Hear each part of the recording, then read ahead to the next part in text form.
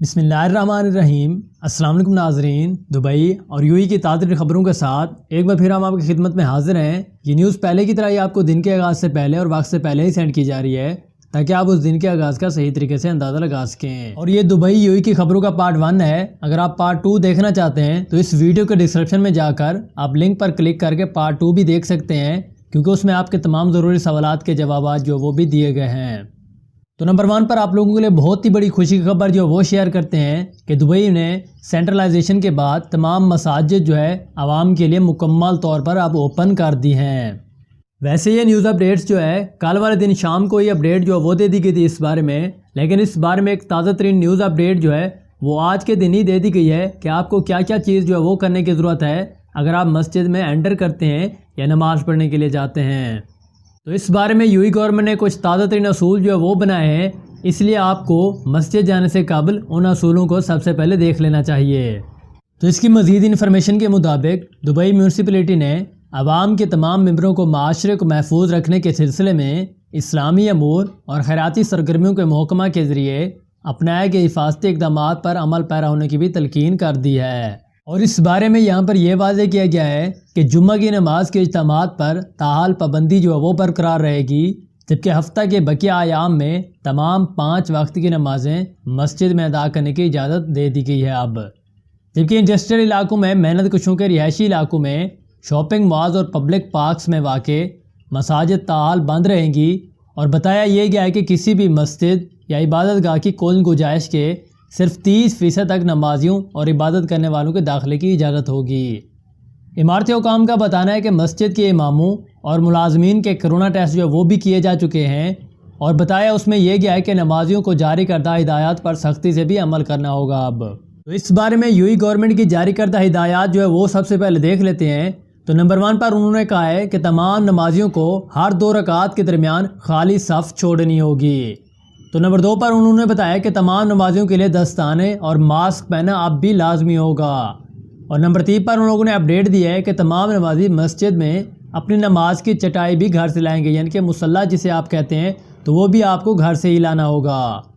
اس کے بعد نمبر 4 پر وہ کہتے ہیں کہ نمازیوں کے درمیان 1.5 میٹر یعنی کہ 1.5 میٹر کا فاصلہ بھی رہنا چاہیے۔ اور اس کے بعد نمبر 5 پر وہ اپڈیٹ دیتے ہیں کہ ہر ایک کو لازمی طور پر نماز پوری ہونے کے بعد وہاں سے چلے جانا چاہیے، انہیں دوسرے اجتماع کا انعقاد نہیں کرنا چاہیے۔ اور نمبر 6 پر وہ کہتے ہیں کہ دائمی بیماروں اور استثناء کی کمزوری والے افراد کو مسجد میں داخل نہیں ہونا چاہیے۔ اور نمبر 7 پر لوگوں نے کہا ہے کہ 60 سال سے زیادہ عمر کے افراد اور 12 سال سے کم عمر کے افراد فی الحال جو ہے ان کا مسجد میں داخلہ ممنوع ہے۔ اور اس کے علاوہ بھی تمام مساجد میں حفاظت کے عمومی اقدامات جو وہ بھی اپنائے گئے ہیں، اور اس کی تفصیلات بھی آپ لوگوں سے شیئر کرتے ہیں۔ تو ان لوگوں نے کہا ہے کہ مساجد صرف اذان کے وقت سے اجتماعی نماز کے اختتام تک کھلی رہیں گی، اس کے بعد اسے بند کر دیا جائے گا، یعنی کہ صرف 15 سے 20 منٹ ہی سمجھ لیں آپ۔ اس کے بعد نمبر 2 پر انہوں نے کہا ہے کہ فرض نماز اذان کی فوراً ہی بعد ادا کر دی جائے گی۔ نمبر 3 پر ان لوگوں نے کہا ہے کہ مساجد کو ہر اجتماعی نماز کے بعد بند کر دیا جائے گا۔ اس کے بعد نمبر 4 پر ان لوگوں نے کہا ہے کہ نمازیوں کو مساجد کے دروازے پر چہرے کے ماسک اور دستانے ہٹانے کی اجازت بھی نہیں ہوگی۔ اور نمبر 5 پر لوگوں نے کہا ہے کہ کھانے سمیت ہر قسم کی تقسیم پر سختی سے منع ہے۔ اور نمبر 5 پر 6 پر انہوں نے کہا ہے کہ خواتین کے نماز ہال اور مزید اطلاع تک بند رہیں گے، اور آئندہ اطلاع تک باتھ رومز اور وضو والے علاقے بھی مکمل طور پر بند رکھے جائیں گے۔ تو اس بارے میں جیسے کوئی نیو اپڈیٹ آتی ہے مزید تو بھی ہم آپ لوگوں سے لازمی شیئر کریں گے۔ تو یہ کچھ قانون تھے، کچھ ہدایات تھیں جو کہ یو اے گورنمنٹ نے جاری کی تھیں کہ اگر آپ مسجد میں نماز پڑھنے جاتے ہیں تو آپ کو کون کون سے اقدامات ہیں جو وہ کرنے چاہیے، ورنہ آپ کو اس بارے میں پریشانی کا بھی سامنا کرنا پڑ سکتا ہے یو اے گورنمنٹ کی طرف سے۔ تو اس کے بعد نمبر 2 پر پاکستانی کرنسی کے حوالے سے ایک تازہ ترین نیوز اپڈیٹس جو ہے وہ شیئر کرتے ہیں کہ کراچی اسٹاک ایکسچینج میں حملے کے بعد پاکستانی روپیہ جو ہے مزید نیچے گر گیا ہے، اور اس وقت یو اے درہم کے مقابلے میں پاکستانی روپیہ جو ہے 46 روپے کے قریب جو وہ پہنچ چکا ہے۔ تو اس کی تازہ ترین نیوز اپڈیٹس کے مطابق منگل کی صبح پاکستانی روپیہ جو ہے متحدہ عرب امارات کے درہم کے خلاف 46 روپے کے عبور کرتے ہوئے ہما وقت کی کم ترین سطح پر ڈوب گیا۔ بلومار کے اعداد و شمار سے پتہ چلتا ہے کہ گزشتہ ہفتے غیر ملکی مالیاتی اداروں کی جانب سے $1.75 بلین کے تازہ ترین قرضوں کے باوجود منگل کو چینی حکومت کی جانب سے 1.3 بلین ڈالر کے قرضے کے باوجود امریکی ڈالر جو ہے اس وقت 168.91 روپے پر پہنچ گیا، جبکہ اس کے مقابلے میں یوئی درہم جو ہے پاکستانی کرنسی کے حساب سے 46.2 روپے پر پہنچ گیا تھا۔ تو 23 جون 2020 کو کل سرکاری سطح پر 3 بلین ڈالر کی آمدنی جو ہے وہ واقع ہوئی تھی، جبکہ پاکستان اسٹاک ایکسچینج پر حملے کے بعد سوموار والے دن سے بھی روپیہ مزید نیچے گر گیا تھا۔ تو اس بارے میں تازہ ترین نیوز اپڈیٹ جو ہے تجزیہ کاروں کا کہنا ہے کہ مقامی مارکیٹ میں ڈالر کی کم فراہمی اور حکومت کی جانب سے قرضوں کی زیادہ ادائیگی روپے کو گرین بیک کے خلاف دباؤ میں رکھے ہوئے ہے، اور مزید یہ کہ ڈالر کی طلب میں بھی اضافہ ہو رہا ہے، کیونکہ کمپنیاں جو ہے مالی سال کے اختتام پر اپنی مالی کتابیں بند کرنے کی کوشش کر رہی ہیں، اور وہ توقع کرتے ہیں کہ مالی سال 30 جون کو ختم ہونے کے بعد جولائی کے شروع میں ہی روپیہ کچھ زمین حاصل کر لے گا، یعنی کہ روپے کے کچھ اوپر اٹھنے کے امکانات جو ہے وہ ظاہر کیے جا رہے ہیں۔ لیکن پاکستان کویت انویسٹمنٹ کمپنی کے ریسرچ اینڈ ڈیولپمنٹ اتھارٹی کے سربراہ سمیع اللہ طارق نے سوموار کو یہ کہا تھا کہ دسمبر 2020 تک روپیہ جو ہے درہم کے مقابلے میں 46.32 روپے تک پہنچ سکتا ہے، جبکہ اس کے مقابلے میں ڈالر جو ہے جو کہ اس وقت 128 روپے پر ہے وہ 170 روپے تک بھی جا سکتا ہے۔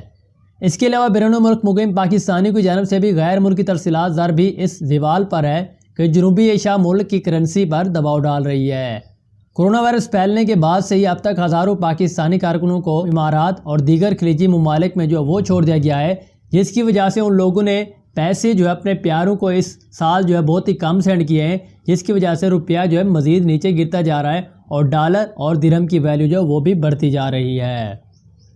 تو نمبر 3 پر ایک اور تازہ ترین نیوز اپڈیٹ جو ہے یوئی گورنمنٹ کی جانب سے شائع کرتے ہیں کہ اس بار یوئی گورنمنٹ نے کہا ہے کہ جولائی کے مہینے میں آپ کو پیٹرول اور ڈیزل کی قیمتوں میں کوئی بھی کمی دیکھنے کو نہیں ملے گی اور نہ ہی اس میں کوئی تبدیلی دیکھنے کو ملے گی۔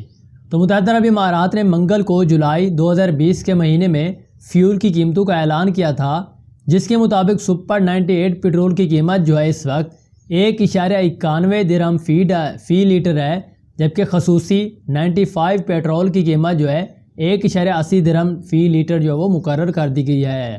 اس کے برعکس ڈیزل کی قیمت جو ہے 1 لیٹر 2.06 درہم جو ہے وہ بھی مقرر کر دی گئی ہے یوئی کے اندر۔ تو متحدہ عرب امارات میں فیول کی قیمتوں میں آخری بار اپریل میں تبدیلی جو ہے وہ کی گئی تھی، اور یہ مئی، جون اور جولائی کے مہینوں میں بدلنے تھے۔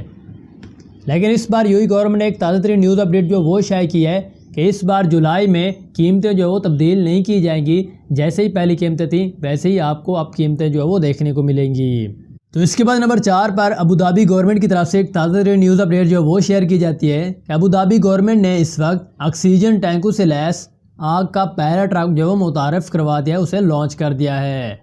تو یہ سامان جو ایمبولینس وغیرہ میں یوز ہوتا ہے اس طرز کا ایک ٹرک ہوگا جو کہ فائر فائٹر کو دیا جائے گا، اور یہ اس وقت استعمال اسے کر سکتے ہیں جہاں پر بہت زیادہ دھواں ہونے کی وجہ سے ان کو سانس لینے میں دشواری پیدا ہوتی ہے، تاکہ وہ ایزیلی طریقے سے خود کو ریکور کر سکیں اور آکسیجن کے ذریعے تازہ دم ہو سکیں۔ اس کی تازہ ترین نیوز اپڈیٹس کے مطابق چونکہ فائر فائٹر جو اپنی جانیں بچانے کا اپنا فرض انجام دے رہے ہیں، اور ابوظہبی سول ڈیفنس اس بات کو یقینی بنا رہا ہے کہ وہ بھی محفوظ رہے، اور سوموار کو حکام نے اپنا پہلا فائر فائٹر ٹرک آکسیجن جو ہے ٹینکوں سے لیس شروع کیا ہے، جسے فائر فائٹر آسانی سے استعمال کر سکتے ہیں اگر وہ آپریشن کے دوران سانس لینے میں دشواری کا سامنا کرتے ہیں۔ تو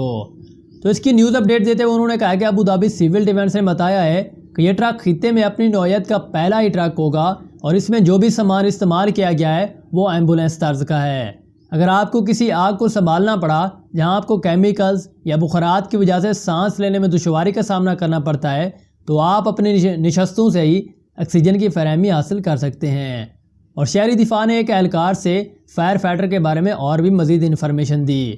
تو سلنڈر میں ٹرک کے اندر ایک والو بھی لگا ہوا ہے، اگر آپ جو آکسیجن لینا چاہتے ہیں تو آپ کو والو کو پہلے آن کرنا ہوگا۔ تو اس بارے میں مزید اپڈیٹ دیتے ہوئے انہوں نے کہا کہ فائر ٹرک میں آکسیجن کے 5 آؤٹ لیٹس جو ہے وہ بنائے گئے ہیں، جس میں ہر فائر فائٹر کو ایک آؤٹ لیٹ جو ہے وہ مختص کر دیا گیا ہے۔ اگر آپ آکسیجن جو ہے وہ لینا چاہتے ہیں تو والو کو آن کر کے آؤٹ لیٹس کو اپنے منہ پر لگانا ہوگا، اور آپ کو آکسیجن کی ایک تازہ ترین فراہمی جو وہ مل جائے گی۔ تو یہ ابوظہبی گورنمنٹ کی طرف سے ایک شاندار اقدام جو ہے وہ کیا گیا ہے اپنے تمام فائر فائٹرز کے لیے۔ تو بھائی یہ تھی ہمارے پاس دبئی اور یوئی کی تازہ ترین نیوز اپڈیٹس، یہ اس کا پارٹ 1 تھا۔ اگر آپ پارٹ 2 دیکھنا چاہتے ہیں جس میں آپ کے تمام سوالات جو ہے ضروری سوالات کور کیے گئے ہیں، تو اس ویڈیو کے ڈسکرپشن میں جا کر آپ اس لنک پر کلک کر کے پارٹ 2 کی نیوز بھی دیکھ سکتے ہیں۔